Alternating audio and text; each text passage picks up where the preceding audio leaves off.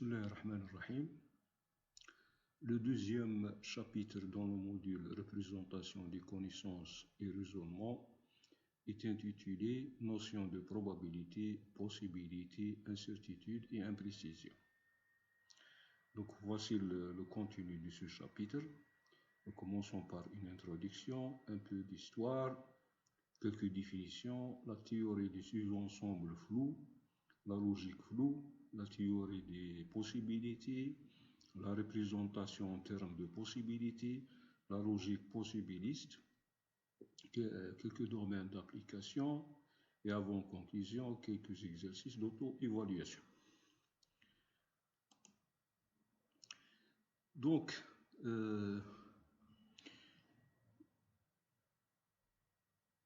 la théorie des possibilités suscite actuellement un intérêt général de la part des chercheurs qui éprouvent les besoins de généraliser les modes de raisonnement naturel et d'automatiser la prise en décision dans leur domaine et de construire des systèmes artificiels effectuant des tâches habituelles prises en charge par les humains. Donc l'idée ici, c'est de représenter l'incertain et l'imprécision. Donc l'incertain est généralement, et ça fait depuis longtemps, qu'ils sont représentés par les probabilités. Et l'imprécision, c'est représenté par la logique floue ou les ensembles flous. Donc, dans ce chapitre, nous allons présenter la théorie des possibilités afin de représenter les deux concepts, l'incertitude et l'imprécision. Donc, un peu d'histoire. Donc, le principe de la logique de bivalence est que toute proposition soit vraie ou soit fausse. Et la loi de non-contradiction est qu'une proposition ne peut pas être à la fois fausse et vraie et fausse. Donc, dès le XVIIe siècle, l'incertain a été abordé par la notion de probabilité. Mais cette dernière ne permet pas de traiter des croyances subjectives, où nous pouvons avoir des connaissances imprécises ou vagues. Donc en 1965, le professeur Lotfi Zadeh a introduit la notion de sous-ensemble flou, en anglais phase 7. Cette théorie qui utilise la notion de sous-ensemble flou peut être utilisée pour y représenter l'imprécision. Mais le problème de la présentation de l'imprécision et de l'incertitude a été abordé seulement quand on introduit la théorie des possibilités.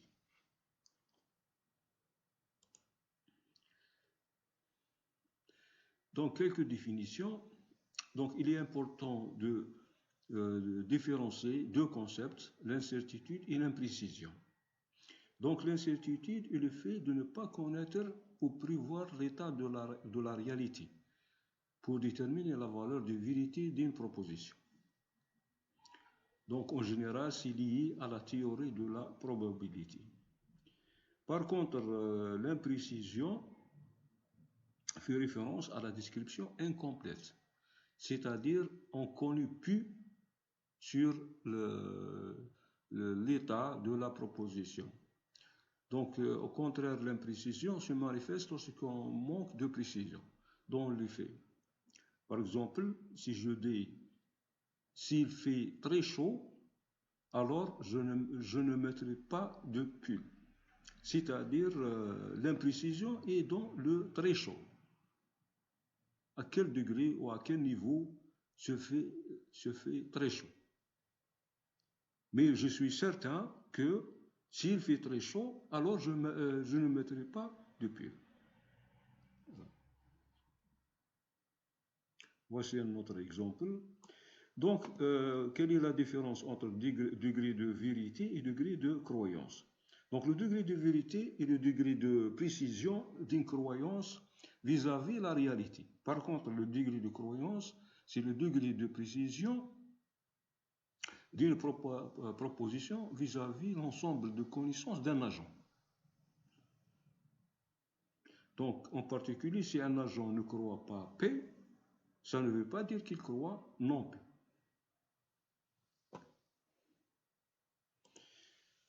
La théorie des sous-ensembles flous. Donc, dans cette théorie, nous définissons un ensemble flou, c'est-à-dire c'est un ensemble caractérisé par une fonction d'appartenance d'un élément à cet sous-ensemble. Par exemple, si j'ai si j'ai un ensemble B, je peux définir une partie de B comme étant une partie floue. C'est-à-dire elle est caractérisée par une application de B dans l'intervalle 0,1. Donc, cette application appelée fonction d'appartenance est notée mu A. Représente, c'est-à-dire le degré de validité de la proposition X appartient à A pour chacun des éléments de X de B.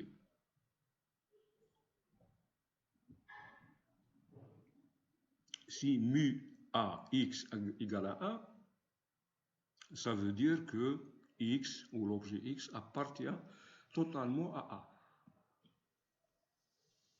Et si mu A X égale 0, il ne lui appartient pas du tout. Voilà. Donc, on définit quelques concepts. Le noyau d'une partie floue A, c'est-à-dire c'est tous les éléments qui appartiennent à A, où le degré d'appartenance égale à 1.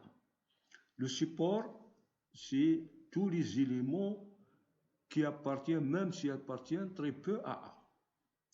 C'est-à-dire la fonction d'appartenance ou le degré d'appartenance est différent de 0. Alpha coupe, c'est défini comme ça. Alpha coupe de A, c'est l'ensemble des éléments de B où le degré d'appartenance est supérieur ou égal à alpha.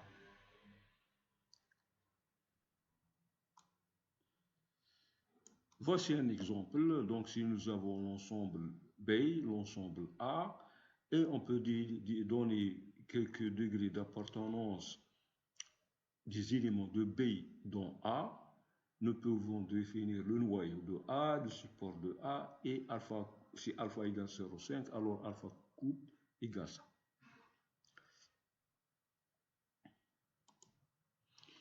La logique floue, donc c'est une logique mathématique, phase logique en anglais, qui est une logique développée sur les ensembles flous. Voilà. Cette logique, bien sûr, quand on dit une logique, c'est-à-dire il y a des opérateurs et il y a des interprétations, c'est-à-dire des sémantiques de ces opérateurs.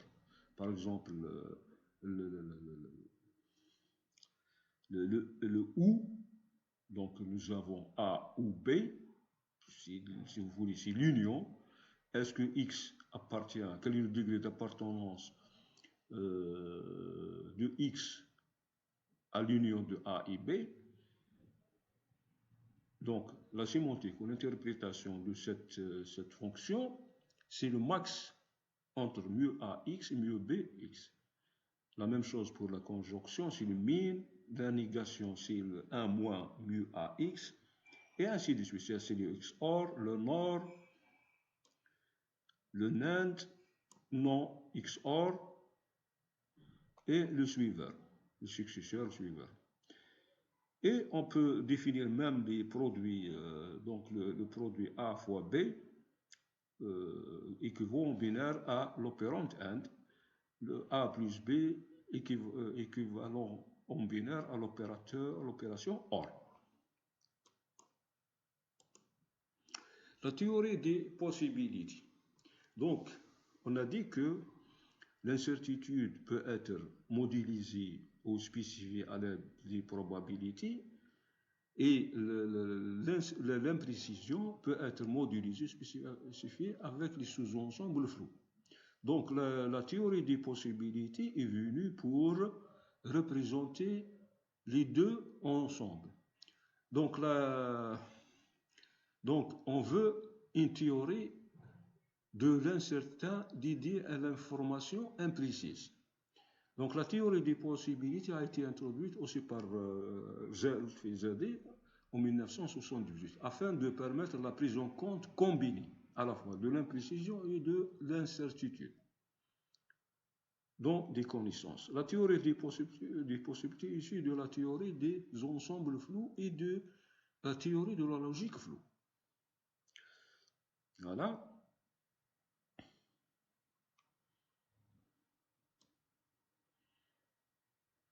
Donc, quelques mesures. La mesure de probabilité, donc nous avons cette formule très connue dans le domaine de la théorie des probabilités. C'est la probabilité de l'union de A et B, c'est la probabilité de A plus la probabilité de B moins la probabilité de A intersection B. Dans la théorie des possibilités, nous avons aussi des mesures de possibilité. Soit un ensemble de références finies X, on attribue à chaque sous-ensemble de X un coefficient entre 0 et 1, évaluant à quel point cet événement est possible. Donc, pour définir ce coefficient, on introduit une mesure de possibilité grand P, une fonction définie sur l'ensemble des parties de X. Prenons ces valeurs dans l'intervalle 0 à 1. Donc la possibilité de l'ensemble vide égale 0. La possibilité de tout l'ensemble X est égale à 1. Quel que soit A et B appartient à l'ensemble des parties de X, la possibilité de l'union A union B, c'est le max des possibilités de A et de B. Quel que soit A et B appartient à l'ensemble des parties de X, la possibilité de l'intersection c'est inférieur ou égal à minimum PA, PB. Donc, on associe aussi à la théorie des possibilités une mesure de nécessité. C'est l'idéal de mesure de possibilité. Donc, une mesure de possibilité fournit une information sur l'occurrence d'un événement A relatif à un ensemble de références X. Mais elle ne suffit pas pour décrire l'incertitude existante sur cet événement. Donc, une mesure de nécessité est une fonction définie sur l'ensemble des parties de X. Donc, la nécessité de l'ensemble vide égale 0. La nécessité de l'ensemble, tout l'ensemble X égale à 1. Quel que soit A et B des parties de X, la nécessité de l'union, c'est le max. Donc, c'est la même chose qu'ici. Et la nécessité de l'intersection, c'est le minimum, égal minimum de la nécessité de A et la nécessité de B. Donc, relation entre mesures de possibilité et de nécessité. Donc, les propriétés imposées aux mesures de possibilité et de nécessité suggèrent qu'elles sont associées. Donc, la nécessité est l'idéal de la possibilité dans le sens suivant. Donc, on définit une fonction n qui mesure la nécessité d'un sous-ensemble d'événements par ça. Donc, la nécessité de l'ensemble U, c'est 1 moins la possibilité de la négation du U, c'est-à-dire le complément du U. Donc, une comparaison entre possibilité et probabilité. Donc, nous avons toujours la probabilité de S, quel que soit S, est inférieure ou égale à la possibilité de S. Donc, c'est une borne inférieure pour les probabilités. Donc, voilà. Donc, la théorie des possibilités diffère de la théorie des probabilités, surtout par le fait qu'il est possible de distinguer incertitude d'imprécision. Voilà. Ce qui n'est pas le cas avec les probabilités. Voilà. La probabilité peut seulement exprimer l'incertitude. Par contre, ici, on peut distinguer entre dans la théorie des probabilités, on ne peut pas distinguer entre les deux. La théorie des possibilités généralise la théorie des probabilités dans le sens où se donner une fonction de possibilité revient à se donner une borne supérieure sur les probabilités. Voilà, c'est comme c'est expliqué. La théorie des probabilités est basée sur la variabilité et l'incertitude. La théorie des possibilités est basée sur l'incomplétude et l'imprécision. C'est-à-dire, l'information, elle est incomplète, ce que nous donne l'imprécision. Par contre, c'est la variabilité et l'incertitude. C'est-à-dire, on n'est pas certain de quelque chose, de la vérité d'une proposition. La probabilité a un seul degré. Donc, la probabilité de A est égale à 1 moins la probabilité de la négation. Et si la probabilité de A est égale à la probabilité de non A, c'est-à-dire c'est égal à 0,5, c'est-à-dire 1 demi. La possibilité de 2 degrés, donc la possibilité A 2 degrés, la nécessité et la possibilité. Donc, si la possibilité de A égale à 1, la nécessité de non A égale 0. La probabilité généralise le point, c'est-à-dire on traite le point, un point. Par contre, ici, on généralise l'ensemble. La probabilité est naturelle pour les phénomènes physiques et la possibilité est naturelle pour les connaissances subjectives. La probabilité est très quantitative, c'est-à-dire à des valeurs, des nombres, de réels, ainsi. Par contre, la possibilité est très proche de qualitatif. On utilise le max et le min. La probabilité représente l'aléatoire. Par contre, la possibilité représente l'ignorance.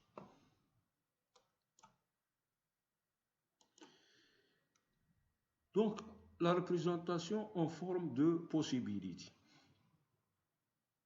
Donc, l'imprécision est toujours représentée par une disjonction d'éléments mutuellement exclusifs, dont l'un d'eux est la vraie valeur d'une grandeur. Par exemple, si je veux présenter l'âge de Jean, d'une personne qui s'appelle Jean, et je vais dire que l'âge est entre 20 et 25.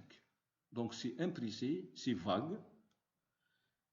Donc, c'est-à-dire l'âge de Jean peut être l'événement 20 ou l'événement, la valeur 20, 21 ou 22, 23 ou 24 ou 25. Mais parmi ces 5 ou 6 valeurs, il y a une qui est la vraie valeur, mais on ne sait pas. Donc c'est l'imprécision. Donc on peut dire que l'âge de Jean il est entre 20 et 25, c'est une définition incomplète, imprécise. Donc, c'est représenté par un ensemble disjonctifs et non conjonctifs. En théorie des probabilités, on les appelle les événements. En logique, ce sont des clauses. En logique, des clauses, c'est la disjonction de l'hétéro. Donc, représentation de l'imprécision en termes de possibilités, toujours. Donc, un ensemble disjonctif A se code par une distribution de possibilités à valeur dans l'intervalle 0 à 1. Donc, on va dire la possibilité de x égale à 1 si et seulement si x appartient à A. Alors, comme ici, dans la figure,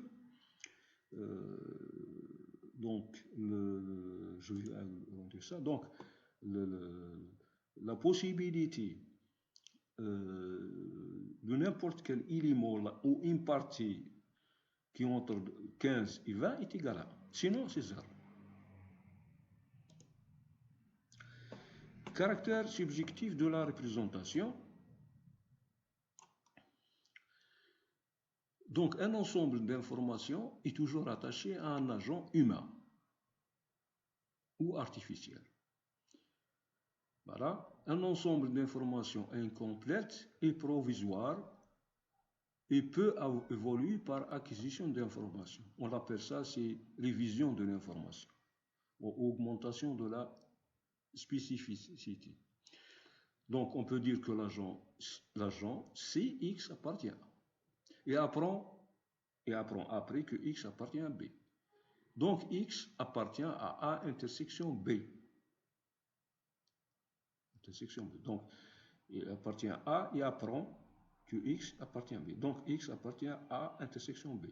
Où la possibilité de X égale minimum de la possibilité de A, minimum entre la possibilité de A et la possibilité de B.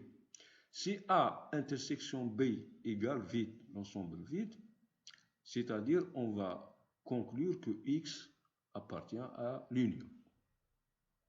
Voilà, on va le dire, c'est l'union. C'est-à-dire X, soit X appartient à A, soit X appartient à B.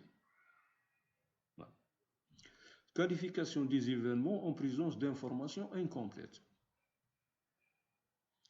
Si on sait seulement que X appartient à E, un ensemble d'événements, alors l'événement A est possible, c'est A intersection E différent de vide. Donc on appelle ça la cohérence logique. Donc c'est-à-dire la possibilité de A est égale à A. Et 0 sinon, c'est-à-dire l'intersection égale vide, A n'est pas possible. L'événement A est certain, si E est inclus dans A. Ça, c'est la déduction logique. Donc la nécessité de A est égale à A. Si l'ensemble E est inclus dans A. L'événement A est certain si et seulement C, son contraire est impossible.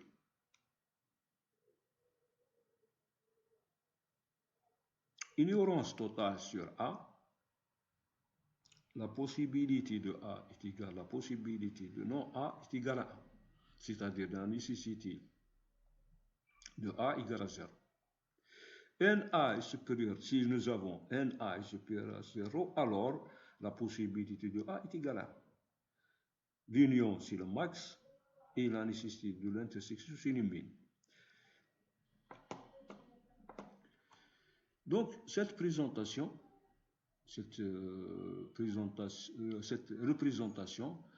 des possibilités n'est pas souple. On va introduire de la nuance. Donc, on commence par la distribution de possibilités. Une distribution de possibilités est une représentation d'un état de connaissance d'un agent relatif à l'état du monde. Donc, U, c'est le référentiel ou l'ensemble d'états du monde. X variable mal connue à value sur U.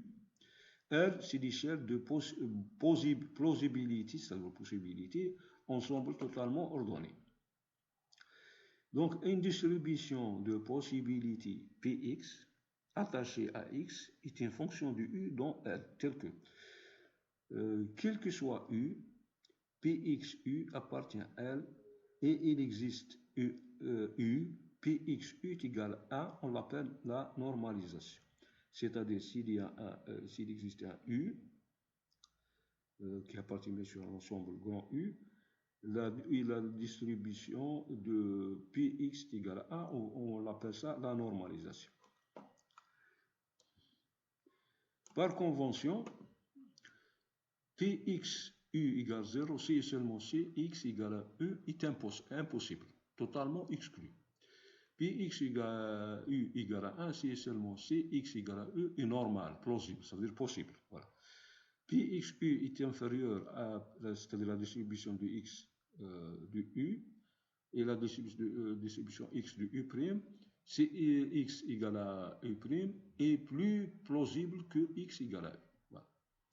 Représentation de l'imprécision en termes de possibilités nuancées. Par exemple, la proposition jeune, donc bien sûr c'est une proposition vague, imprécise. Donc, c'est la fonction floue, voilà la fonction ou la valeur floue, de l'appartenance de X, ou le degré d'appartenance de X à l'ensemble jeune, entre 15 et 20, est égal à la possibilité âge jeune égale X. Voilà. Donc âge jeune égale X, agent égale X, donc nous donnons une valeur nuancée de cette possibilité. Donc jeune égale sous-ensemble flou des valeurs possibles de l'âge de Jean. Donc le cas particulier, Jean a entre 15 et 20 ans, possibilité de x est égale à 1 si x est entre 15 et 20, et 0 sinon. Exemple de distribution, vous avez des exemples de distribution de possibilités. La possibilité nuancée d'un événement, la possibilité de l'ensemble A, c'est le max de la distribution P de U appartient à A. Donc c'est égal à la hauteur de l'intersection de l'ensemble A avec jeune. Le schéma ici explique ça. Donc, j'ai l'âge de Jean, ça c'est cette ligne. J'ai la possibilité de A c'est cet ensemble des valeurs dans l'âge. Donc, la possibilité sera calculée, c'est-à-dire la distribution de A, c'est l'intersection, c'est cette valeur, l'intersection entre l'auteur c'est-à-dire la fonction, ou la valeur floue,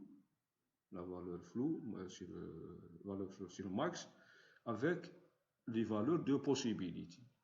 Donc c'est cette valeur.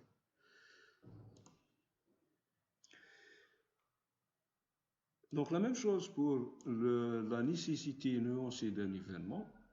De la même façon, on peut calculer la nécessité.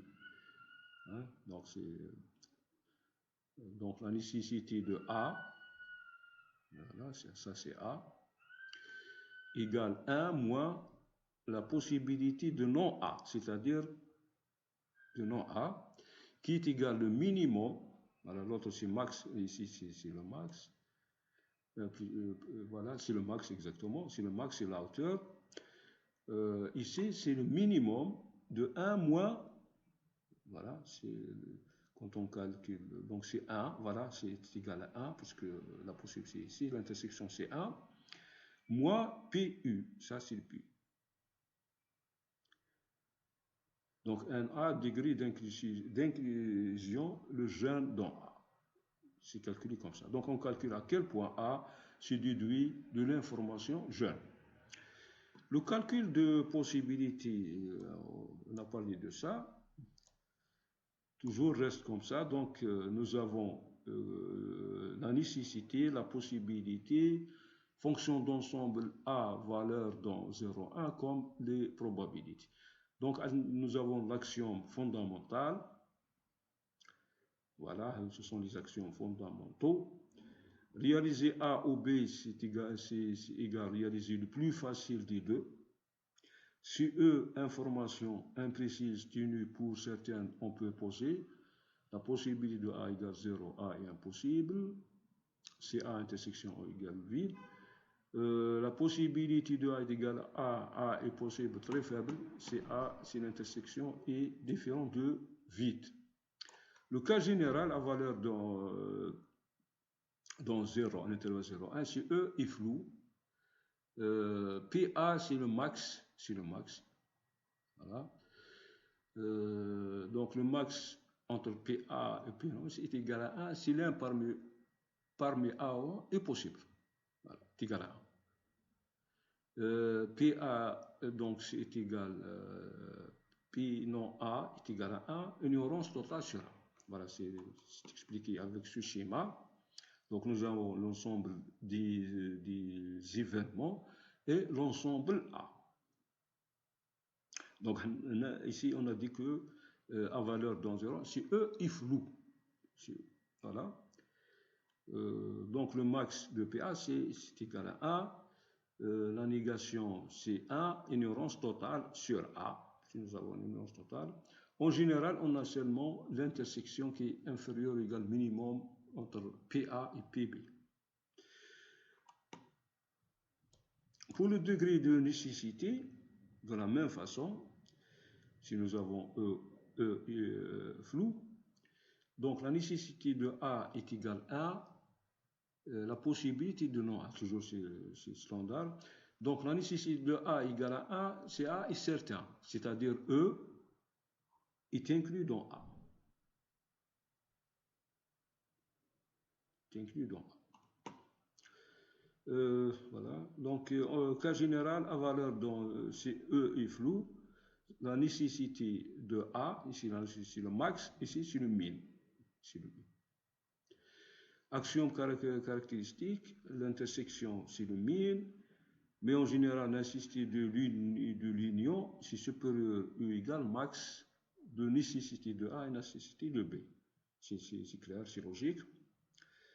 Donc la nécessité de l'union est toujours supérieure au max de nécessité de A et nécessité de B. Remarquons que 1 moins la possibilité de A n'est égal pas la possibilité de non A. Donc pour décrire l'incertitude sur A, il faut deux nombres. La nécessité de A et la possibilité de A. C'est-à-dire vont être représentés par la nécessité et la possibilité pour décrire l'incertitude. On vérifie que la nécessité de A est inférieure ou égale à la possibilité de A, et si nous avons la nécessité de A est strictement supérieure à 0, alors la possibilité de A est égale à 1. Donc tout ça, ce sont des expressions ou des égalités, des inégalités, afin de représenter l'incertitude et l'imprécision avec la logique des possibilités. Donc la logique de possibilité, c'est pour avoir une base de connaissances possibiliste. Donc un degré de certitude positif entre 0 et 1 est attaché à toute proposition P de la logique classique. C'est-à-dire dans la logique de possibilité ou de possibiliste, on va attacher une valeur de degré de certitude à toute proposition. Donc si j'ai une proposition P, je vais attacher un degré de certitude alpha, sachant que alpha doit être strictement supérieur à A. Techniquement, il s'agit d'une borne inférieure de mesure de nécessité. Voilà, donc N, c'est P alpha, c'est l'équivalent de dire que la nécessité de P est supérieure ou égale à alpha. Donc ça, c'est dans la logique des possibilistes. Dans la logique floue, on définit un degré d'appartenance. Ici, on définit un degré de nécessité. Donc, 1 P égale à 1, P est certainement vrai. Voilà. 1 P égale 0, égale 1 non P, on n'a pas d'information sur P. C'est l'ignorance totale. 1 P supérieur à 0, strictement supérieur à 0, ça implique que la nécessité de sa négation égale 0. Voilà. Donc il faut prendre en considération toutes ces actions, ces informations. Donc on définit une base de connaissances possibilistes, c'est l'ensemble de formules classiques pondérées qualitativement. Donc K c'est l'ensemble des connaissances, K vient de knowledge, donc c'est l'ensemble des propositions ou des propositions où on associe un degré de certitude pour tout l'ensemble de 1 jusqu'à n. Donc, ça c'est la façon de représenter le knowledge, la base de connaissance. Inférence en logique possibiliste, on infère P au niveau alpha. C'est seulement si on infère P avec des formules de certitude au moins alpha. Soit K alpha, c'est l'ensemble des propositions telles que PI alpha I appartient à K. Et alpha I supérieur ou égal à alpha. Donc K valide P alpha si et seulement si K alpha valide P. Règle de résolution. La règle de résolution, pour l'inférence, si j'ai en prémisse P ou Q associé à alpha est associé à P ou Q, et bêta est associé à non P ou R, j'aurai minimum alpha bêta associé à Q ou R. Voilà. La validité d'une suite d'inférences est celle du plus faible maillon. Méthode de résolution, on donne un ensemble de formules value K, prouver P alpha, c'est-à-dire déduire le faux alpha qui est associé à faux. Voilà. De K union non P1. Donc ici, on va déduire, c'est-à-dire pour prouver la proposition P alpha, c'est la même chose de déduire le faux associé à alpha de knowledge K union, c'est-à-dire on lui ajoute cette formulation, c'est d'associer A à non P. Ça veut dire, c'est-à-dire, c'est une déduction par réfutation, par négation, c'est-à-dire on va ajouter non P à l'ensemble K et on va déduire que alpha est associé à faux pour prouver que alpha est associé à P. Donc on cherche la chaîne d'inférence la plus valide. Voilà. Sémantique de la logique possibiliste propositionnelle. Donc, qu'est-ce qu'on fait? On doit chercher des modèles de PI alpha I. On obtient donc une distribution de possibilités sur les interprétations par le principe de minimum de spécificité, sachant que PI alpha I code la nécessité PI supérieur ou égal à alpha I. Et la distribution sur I, c'est un modèle d'interprétation, est égal à 1. C est satisfait PI. C'est-à-dire I est un modèle de PI qui est égal à 1 moins alpha I selon. Donc on définit l'ensemble flou du modèle de K par cette distribution. En conséquence logique, K, ça veut dire satisfait P alpha, si et seulement si la distribution sur K de I est inférieure à la distribution P alpha dans le modèle I. Le théorème de complétude est que K satisfait P alpha, si et seulement si K satisfait P alpha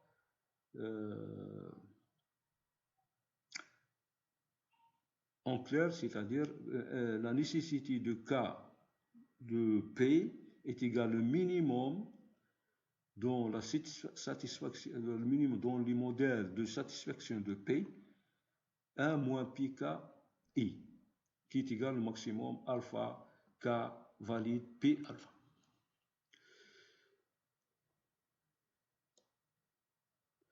Donc, inconsistance partielle et non monotone de l'inférence.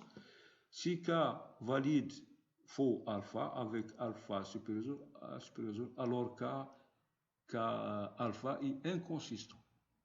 Degré d'inconsistance de K, il est comme ça, c'est le max entre alpha et K valide le faux associé à alpha, ou le alpha associé à alpha. Si l'inconsistance est strictement supérieure à 0, alors K valide P inconsistance alpha pour toute formule P. L'inférence non triviale, on le symbolise de cette façon, K non triviale, l'inférence ou validation non triviale de P, si et seulement si K valide P alpha avec alpha supérieur strictement inconsistant. Voici un exemple qui explique tout ça. Donc, si j'ai une base de connaissances K, étudiant X implique jeune X, ça veut dire tout étudiant est un jeune avec un degré de certitude alpha. Tout jeune est un célibataire avec un degré de certitude égale alpha 2. Un taux étudiant X, ici X est un parent, alors ça implique qu'il n'est pas célibataire, avec un degré de certitude alpha 3. Ici, j'ai dans cette base de connaissances, Ahmed est un étudiant avec un degré de certitude égal à 1. Ici, j'ai une condition, c'est alpha 3 est supérieur à alpha 1. Donc, je peux calculer l'inconsistance de K. L'inconsistance de K égale à 0, c'est normal, parce que, voilà, donc, l'inconsistante, parce que c'est consistant, voilà, cette base de connaissance est consistante. Si j'ai un étudiant Ahmed, donc, il est un jeune, avec, il est un jeune, voilà. Ahmed est un jeune, donc il est célibataire, avec un degré, c'est le minimum, bien sûr, le minimum entre 1 et alpha 1, donc c'est alpha 1.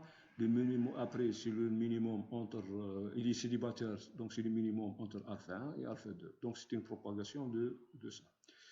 Donc, comment il est représenté? Donc, K valide, célibataire, Ahmed, avec minimum alpha 1, alpha 2. C'est comme il est calculé. Mais le non célibataire Ahmed n'existe pas, parce que ça n'existe pas dans K. Donc, si on ajoute à cette base de connaissances, parent Ahmed, avec un degré de certitude égal à 1, à cette base de connaissances, donc elle est partiellement inconsistante. Parce que parent, donc voilà, Ahmed est un étudiant, en même temps est un parent, donc il dit non célibataire, avec degré de certitude alpha 3. Donc il y a une inconsistance. Une fois il est célibataire, l'autre fois il est non célibataire. Donc c'est contradiction. Mais l'inconsistance, on va calculer la consistance comme ici, comme c'est écrit ici, l'inconsistance du cas union parent Ahmed. Ici, on a trouvé que 0, parce que nous n'avons pas parent Ahmed. Donc, parent Ahmed, ça va nous donner minimum entre alpha 1, alpha 2, alpha 3. Mais alpha 3, il est supérieur à alpha 1, donc c'est le minimum entre alpha 1 et alpha 2. Donc,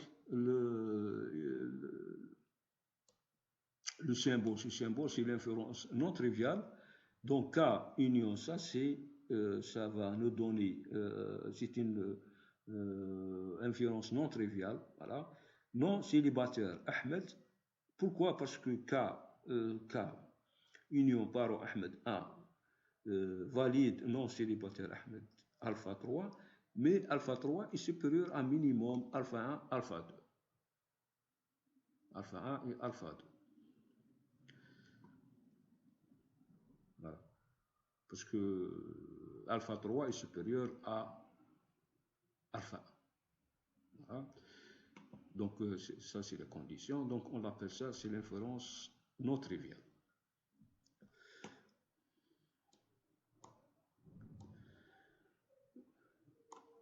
Formalisation possibiliste. Donc, P implique Q sur code. La possibilité de P et Q est supérieure à la possibilité de P et non Q. P et non Q. Par exemple, étudiant implique jeune. Quand on est étudiant, il est plus plausible d'être jeune que pas. C'est ça l'idée. Voilà, donc la possibilité du P et Q égale la possibilité non P et Q est égale à la possibilité de non P et non Q est égale à 1, qui est supérieure à la possibilité du P et non Q qui est égale à alpha. Voilà, donc ça c'est pour... parce que tout ça représente l'implication. On a donc les modèles normaux, non P ou Q, voilà, non P ou Q, c'est-à-dire toutes les valeurs de cette expression, et les modèles moins normaux, P ou non Q, les contre-exemples. Ça, c'est les contre-exemples. Donc on peut calculer pour chaque règle un poids de priorité alpha qui est égal à la nécessité de nom P ou Q. On obtient une base de connaissances possibiliste. Donc K est égal à nom PI ou QI alpha I. Déduire une règle P implique Q à partir de ça. On revient à tester est-ce que nous avons une inférence triviale. Méthode pour calculer la distribution des possibilités qualitatives. Voilà, les interprétations qui falsifient la disjonction de ça ne sont pas contraintes et reçoivent le degré maximal de possibilité. On obtient une classe E1 de modèles normaux. On retire les règles dans un modèle de E qui vérifie PI et QI. Donc c'est un exemple de la règle I.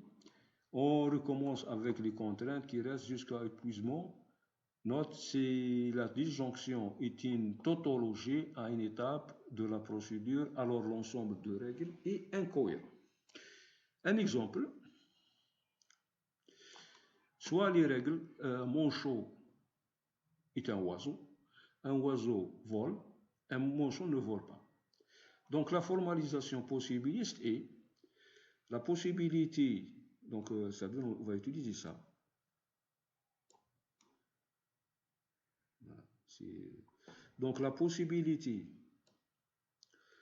de M et O, donc de M et O, est supérieure à la possibilité de M et non O. Voilà. Non O. La possibilité de O et V est égale à la possibilité de O et non V. La possibilité de M et non V, c'est la possibilité de M et V. L'étape 1, modèles normaux. On va calculer les modèles normaux de la même façon. Et comme nous avons ça, implique O et V et non M, on enlève la règle 2. Étape 2, modèles sous-normaux, les oiseaux qui ne volent pas. La fin, c'est O et non vol, et consistant avec M, donc oiseau ne vole pas, et consistant avec manchot est un oiseau et manchot ne vole pas. Modèle, ça c'est le modèle normal. Les modèles sous-normaux. Modèle anormaux, oiseau ne vole pas, ou non manchot et non oiseau et vol est égal manchot et non oiseau ou vol. Donc un manchot, soit il n'est pas un oiseau, ou il vole. Les manchots qui soit vol, soit ne sont pas des oiseaux. Voilà. Donc là, c'est un modèle, on a les modèles anormaux. Les modèles anormaux. C'est-à-dire donc, de traduction logique possibiliste. Normal, c'est possibilité égale 1, sous-normal, possibilité 1 moins alpha, anormal, possibilité 1 moins bêta inférieur à 1 moins alpha. Voilà, on va associer des degrés de certitude. Non M ou oiseau, c'est bêta. Non oiseau au vol bêta. Non manchot ou non vol bêta. Donc, nous avons ça. On va utiliser... donc ça c'est la nécessité de ça est égale moins 1 moins la possibilité, donc ça est égal bêta supérieur à alpha. La nécessité de ça est égale 1 moins ça, donc c'est alpha. Et la nécessité de non manchot ou non vol est égale 1 moins est égal bêta supérieur à alpha. Donc comme espéré, cette connaissance, cette base de connaissance a une inférence triviale, V, donc c'est-à-dire si j'ai un oiseau avec A, l'oiseau vole, car l'inconsistance de K union O, oiseau A est égale à 0, et K union oiseau 1 vol, c'est alpha. La même chose. Donc, si je vais ajouter manchot 1, oiseau 1, mon choix, c'est-à-dire l'objet que nous avons est un oiseau 1 et est un manchot en même temps. Donc, nous avons une inférence non triviale pour être ne vole pas, car l'inconsistance de ça est égale alpha, alpha, et ça, ça valide l'élément, cet élément non-vol qui est associé à bêta, degré de certitude. Donc, condition de compatibilité, quel que soit A, quel que soit l'ensemble, la nécessité de A est inférieure ou est égale à la probabilité de A est inférieure à la possibilité de A. La possibilité de A. Ce qui est certain doit être probable. Ce qui est probable doit être possible. C'est ça l'idée. Voilà. Donc, voilà, le domaine d'application de cette théorie de possibilité, donc les parties floues ou sous-ensembles flous ont été introduites afin de modéliser la représentation humaine des connaissances et ainsi améliorer les performances des systèmes de décision qui utilisent cette modélisation. Les sous-ensembles flous sont utilisés soit pour modéliser l'incertitude et l'imprécision, soit pour représenter des informations précises sous forme lexicale, assimilables par un système expert.